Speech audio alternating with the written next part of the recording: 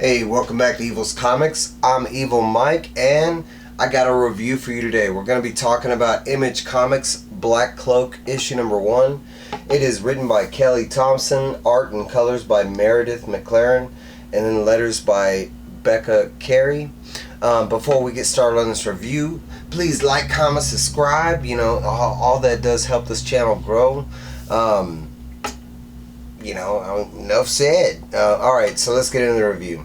I'm gonna leave my final thoughts into the end. I got a couple. But the book starts out in the city of Kiros, and it basically gives you this map, and it kind of tells you that, that at one time there was this great evil. Eventually, the world band together, and, they killed the great evil, they vanquished it, and now there's, this one city left. They've realized that without a great evil, people are just not that good at chilling, kind of thing is what the book says. And yet there's no wars or anything like that, but there is a lot of murder that goes on within this city due to that. And that's kind of where the book starts out. It literally starts out at the bottom of this map where the lagoons are, all the way down here. And this part's a little bit confusing, but you see one guy, and all these are mermaids, but you see one guy struggling. He kind of just ends up on the beach. There is another one that struggles, but a lot of the scene is kind of confusing. I'm assuming it relates to the major plot of the story, and we'll get there. But then we catch up with our main character, and she is a Black Cloak. Black Cloaks are supposed to be detectives or police. They're not really given details exactly what they are, but basically they're cops. But this is our main character shown on the cover. Her name is Phaedra. She goes by Essex. But she's basically dealing with a neighbor that does not like Black Cloaks. During the book, there's a lot of animosity towards the Black Cloaks. It's not really, talked about in this issue, but it comes up, I want to say 3 or 4 times. But basically, she's heading back to the police department when she got greeted by the angry neighbor or whatever. She makes it inside the police station, and she basically gets called to they call it it's the Salty Crow, the Narrows. When we get there, because we arrive in the story before Essex does, we are greeted by some other Black Cloaks, mainly this one, and this is kind of one of our other main characters. He goes by Pax.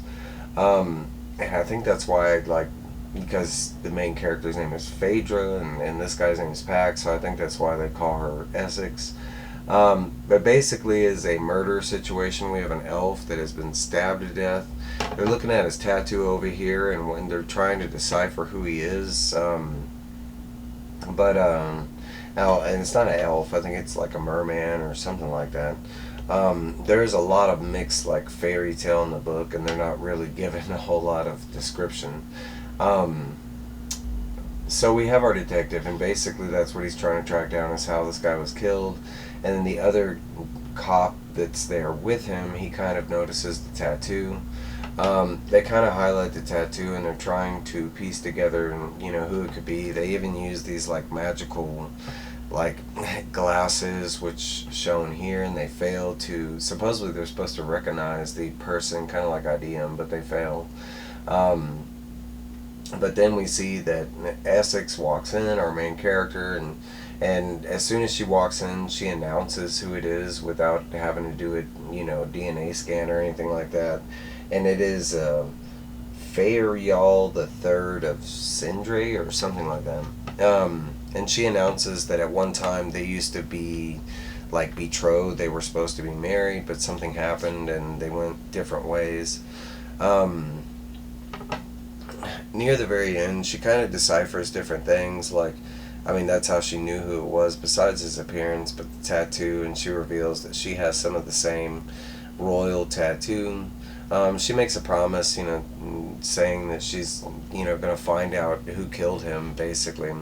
From that point on, and I'm kind of gonna skim through some of this, is basically detective work. They're, at first they're just basically, trying to figure out who would have killed this person, who would have been there. It turns out he is at the top of like a brothel, like a known prostitution place. So, yeah, after talking to this bartender over here, they find out that their pile of suspects is very, very wide. But they do end up tracking down that the hotel, that the room where the prince was killed was linked to an elf named Drace, I think. And that's where they lead off to. They trying to track down this dancer girl. Um, they get called back to the police station, and as soon as they get called back to the police station, it's basically they're headed back out to the lagoon. Once they head out to the lagoon, they find two suspects. One being the girl that they were looking for, shown here, and she's dead. And then something took a bite out of her, which was the mermaids, and they do find the mermaid dead not too far away from the girl. It turns out the girl was poisoned, and that's what killed the mermaid. At this point, they're trying to figure out, because the mermaid has like it killed the mermaid in one bite, so it has to be something strong and poison. They also determined that the person that dumped the body didn't know that the girl was poisoned, because they were assuming the mermaids would eat the girl. The mermaids did not eat the girl, because they bit into it, realized that she was poisoned. The one mermaid died, and the rest of them took off and left her there. There is another thing to note, that the book doesn't really go into a whole lot, but if you'll notice, they're all wearing headphones once they go to the bottom of the city where the lagoon is and stuff. It took me until the end of the book to kind of realize why they were wearing the headphones. Honestly, at this point in the book, I kind of thought they were wearing the headphones all the time, and I was trying to figure out how they were even talking or communicating. But again, there is magic in this book, fairy tale stuff like that. They break off. Pax ends up going to investigate with this guy that guards this massive ass bridge where the mermaid and the guy was killed, and Essex goes off to interview these people, this group of kids that are known to look out at the top of this cliff where the murder happened. Pax does interview this guy, and basically he tells him that there is a way for people to get to this location without having to go through him, that there are gaps in that wall that I just showed you, this magical wall or something like that. So Pax ends up heading that way to go check out these gaps. There is a moment during this scene where when he walks up to the gate, the guy's listening to music. He asks him to cut it off. The guy tells him, no, don't, you can't. And he's like, man, I'm a Black Cloak, you better turn it off. When he does, all of a sudden around him they hear nothing but scree, scree, scree, scree, scree. And you can see it a lot clearer here, but basically he's telling him to turn the music back off. It's mentioned at that time, and it goes into the headphone things, that there's something out there that's screaming like that, and basically this guy thinks that, and they don't really know why the screams are this intense, or because it says they vary in frequency, during the day, but he says it's based on either they're mad or sad kind of thing, but there are creatures out there that are making that noise. We catch back up with Essex, and she's interviewing those kids on the top of the lookout. During this, there is one kid, this smoke elemental kid, that he does kind of mention something during the interview, but they basically don't want to talk to a Black Cloak. It's another moment when, the Black Cloak thing comes up, but she does hand this guy a number and offer, an incentive if he were to come forward. After this, they are supposed to go talk to the queen of the royalty, the prince that died, and they're trying to make it back to the queen before the rest of the world tells her. And we Essex is going first, and Pax wants her to keep her headset on or something like that because he didn't trust it. And there is a mention of that she's not going to be safe once she enters like the kingdom, like this castle. Um, and that's why he wants her to keep the communication going. It's also another one of those times where the black cloak thing comes to play, and she reveals that the black cloak will save her. It has something to do with new rules and old rules, but like I said, there's not a lot of backstory to that yet. We do get a flashback that starts here once she enters the kingdom, and it's basically her and Freyal when they were little kids, and they kind of mentioned this before, how they were supposed to be betrothed, but it kind of goes into them growing up. There's also a little like story about this certain dagger like actually cutting this tree. Um, this is also something that I suggest reading the book, but it's an animal that pops up. It popped up at the beginning of the book, a stuffed animal, and Essex had mentioned that that's not what that animal looked like because she had seen one when she was little, and this is that animal that she was talking about. But it's very faint, like in the beginning. It's like one panel that happens. So after the flashback, and that's basically the flashback, we kind of get this scene right here where she's like walking into the gate, and then bam, something knocks her out, like hits her in the head. We find out later on, after she wakes up from being unconscious, that it was her brother, and due to him not seeing her for such a long time, he just thought it was a like random policeman that had crossed their kingdom lines or something like that, and that's why he attacked. But basically, Essex and the Queen are having a conversation, and she's, telling her about the death. She does already know about the death. It's not revealed how, but she does know that her son is dead. It comes to light basically in this whole conversation between the Queen and Essex that she did live here. The Queen is kind of pissed because at one time she was supposed to marry the prince, and if that would have happened, then he wouldn't be dead, and she'd probably have grandchildren, kind of thing. So it comes down to like, hey, you got to complete this mission, and Essex is already there at that point.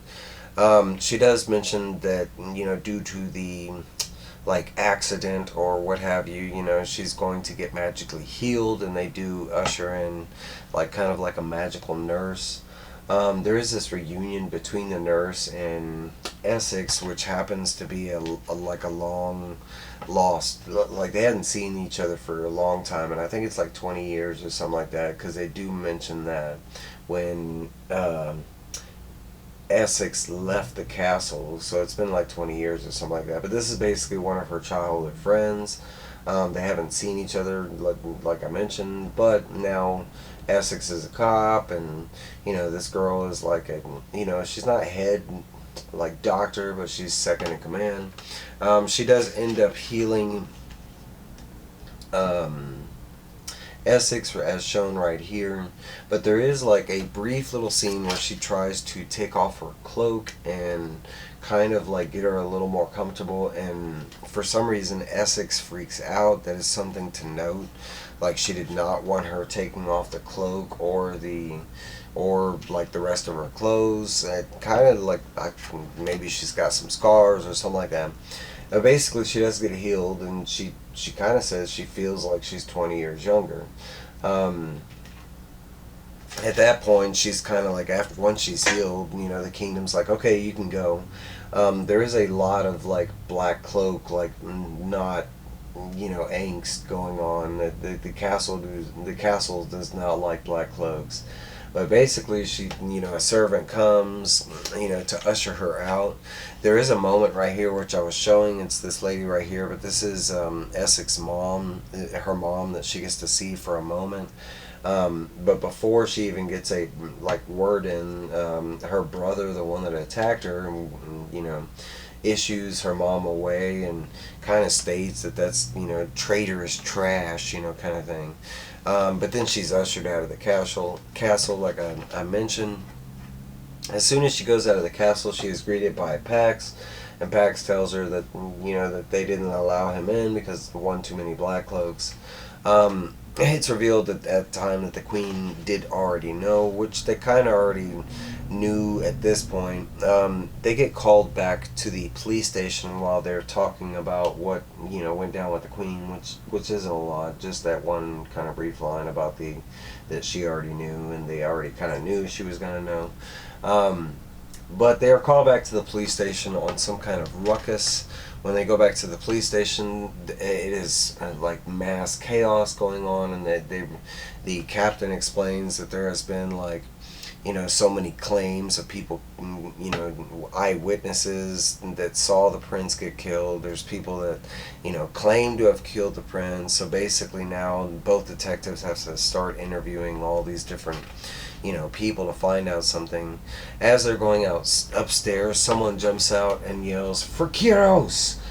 Which I don't know what that means at the moment. Maybe he's talking about the prince, but basically he jumps up and he ends up trying to stab, I don't know, someone. It's really confusing on what expires here, but the outcome is he accidentally, but he stabs Essex, as you can see. Pax is screaming out for a medic, and that's where this issue leaves off, and it gives us a glimpse of the second issue. Okay, so my final thoughts, and I know this video is going a little long, but honestly, I love the story and everything. It's a great murder mystery. We got fairy tales. My complaints is there's very little description on everything, like the different creatures that exist. They just kind of put them in your face. But it's not a big complaint. It's a small one. The big complaint for me would be the art. The art is really cartoony, and it's not bad at all. I love the art.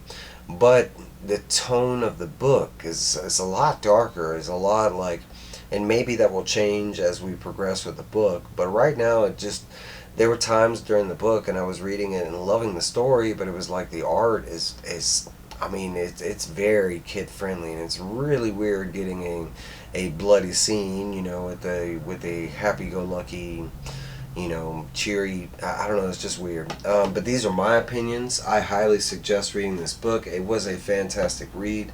I am definitely going to pick up the second issue. But with that being said, be warned. I want to say there was, honestly, once we get past the flashback, which this was the flashback, it seems like the art changed. It got a super amount of serious once we got to the castle and stuff like that. But the very beginning of the book, it's I could say it's very cartoony, and I don't want to use that, but it's almost manga-ish. Which I am a fan of, but it has to work in that setting. But hey, that's my review. Let me know what you thought about this book. What did you think about the art? Are you going down for the second issue? Did you pass up this book? Let me know down below. Alright guys, I'll see y'all later. Bye!